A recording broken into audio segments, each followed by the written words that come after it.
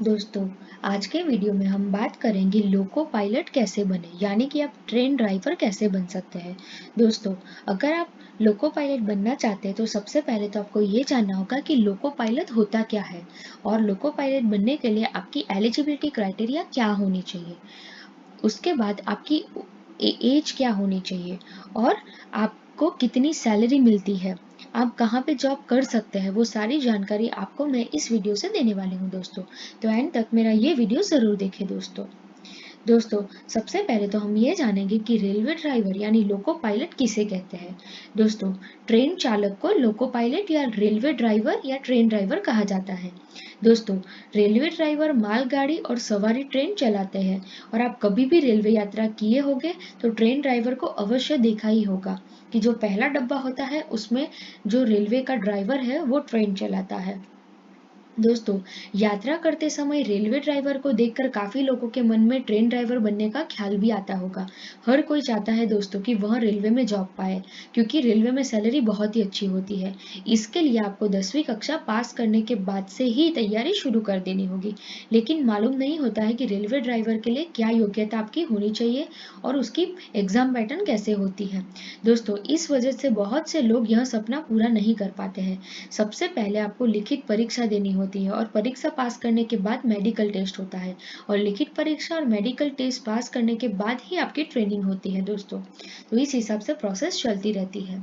दोस्तों, अब हम जानेंगे कि रेलवे ड्राइवर के लिए क्वालिफिकेशन आपका क्या होना चाहिए। दोस्तों, सबसे पहले तो उम्मीदवार को किसी मान्यता प्राप्त बोर्ड से 10वीं कक्षा पास करनी होगी और उसमें भी 50% तो लाने ही होंगे, तभी उसको नेक्स्ट एडमिशन मिलता है। और किसी मान्यता प्राप्त संस्था से 2 वर्ष का ITI या पॉलिटेक्निक डिप्लोमा किया हो और ग्रेजुएशन पास अभ्यर्थी भी रेलवे ड्राइवर के लिए आवेदन करना चाहे तो वो कर सकता है। दोस्तों, 10वीं कक्षा के बाद अगर आप रेलवे ड्राइवर बनना चाहते हो तो डिप्लोमा कोर्स करना अनिवार्य है। डिप्लोमा कोर्स पूरा करने के बाद ही और उसमें अच्छे परसेंटेज लाने के बाद ही आप गवर्नमेंट जॉब के लिए अप्लाई कर सकते हैं और आपको इस जॉब प्राप्त हो सकती है। दोस्तों, लोको पायलट बनने के लिए जो योग्यता होनी चाहिए वो मैंने आगे बता दिया है कि आपका 10th और 12th कंप्लीट होना चाहिए और उसमें आपको ITI करना चाहिए या डिप्लोमा करना चाहिए, जैसे कि मैकेनिकल हो गया, इलेक्ट्रॉनिक हो गया या ऑटोमोबाइल हो गया।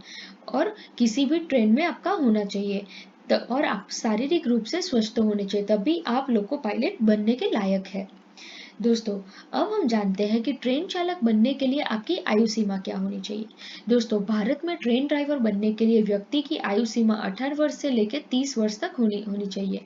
दोस्तों, हालांकि OBC हो गया, SC हो गया और ST हो गया, अन्य आरक्षित कर कैटेगरी के लिए आयु सीमा में छूट दी जाती है। OBC के लिए 3 साल की छूट दी जाती है और SC और ST के लिए 5 वर्ष की छूट दी जाती है दोस्तों। दोस्तों, अब हम बात करते हैं कि ट्रेन चालक बनने के लिए आपका शारीरिक योग्यता यानी कि मापदंड क्या होना चाहिए। दोस्तों, रेलवे में ड्राइवर बनने के लिए शारीरिक मापदंड के अंतर्गत लंबाई से संबंधित किसी भी प्रकार का कोई भी नियम नहीं है, परंतु आपको मैं बता दूं कि आपका वजन आपकी लंबाई के अनुसार होना चाहिए और जो बात सबसे महत्वपूर्ण है वह यह है कि आपकी आंखें बिल्कुल सही होनी चाहिए। आपको आंखों से संबंधित किसी भी प्रकार की कोई प्रॉब्लम नहीं होनी चाहिए, क्योंकि रेलवे ड्राइवर के तौर पर आपको दिन और रात दोनों समय में ट्रेन को चलाना पड़ता है और आपके ऊपर यात्रियों की तथा माल की जिम्मेदारियां होती है। दोस्तों, रेलवे में ड्राइवर बनने के लिए आपकी आंखों का डिस्टेंस विजन 6x6 चश्मे के साथ और 6x6 बिना चश्मे के होना बहुत ही जरूरी है, तभी आप लोको पायलट बनने के लिए एलिजिबल कहलाते हैं दोस्तों। दोस्तों, तो ये जो शारीरिक मापदंड है वो बहुत ही इम्पोर्टेंट है, वो आपकी एग्जाम देने के बाद आपकी फिजिकल टेस्ट भी होती है। दोस्तों, अब हम जानते हैं कि रेलवे ड्राइवर की एग्जाम पैटर्न कैसी होती है।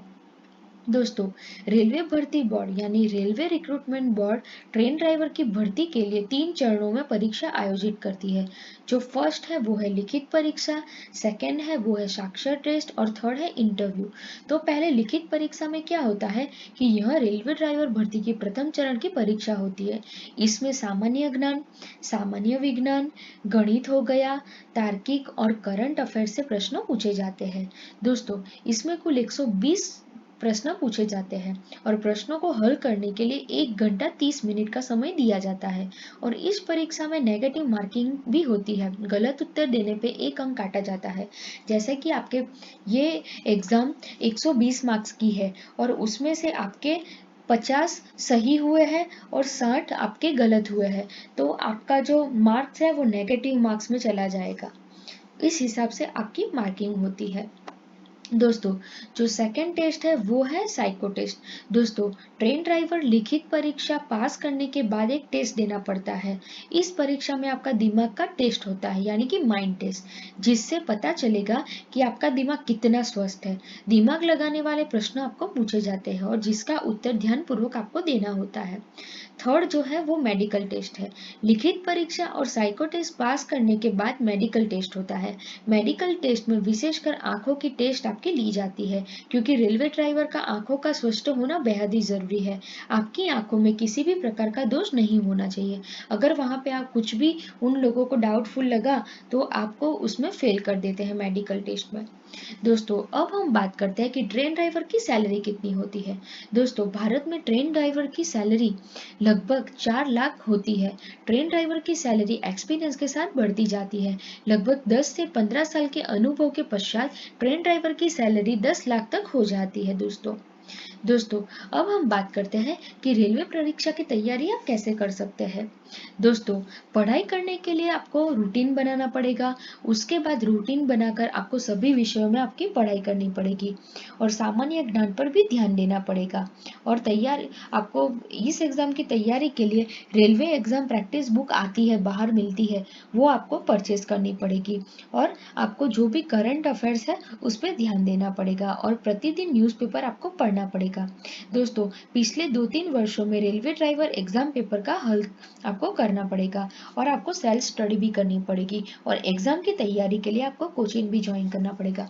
दोस्तों, बहुत सारे लोग ऐसे हैं जो रेलवे के जो पिछले साल के पेपर्स है वो भी सॉल्व करते हैं और इसके साथ साथ वो कोई ट्यूशन क्लासेस भी ज्वाइन कर लेते हैं। इस हिसाब से उसको एग्जाम की तैयारी में अच्छा उसको रिजल्ट आए और उसकी जॉब लग जाए। उसी तरह से आपको प्रिपरेशन करनी होगी। दोस्तों, अगर आपको मेरा ये वीडियो पसंद आया है तो आप मेरे वीडियो को लाइक कीजिए और मेरी चैनल को सब्सक्राइब कीजिए। धन्यवाद दोस्तों।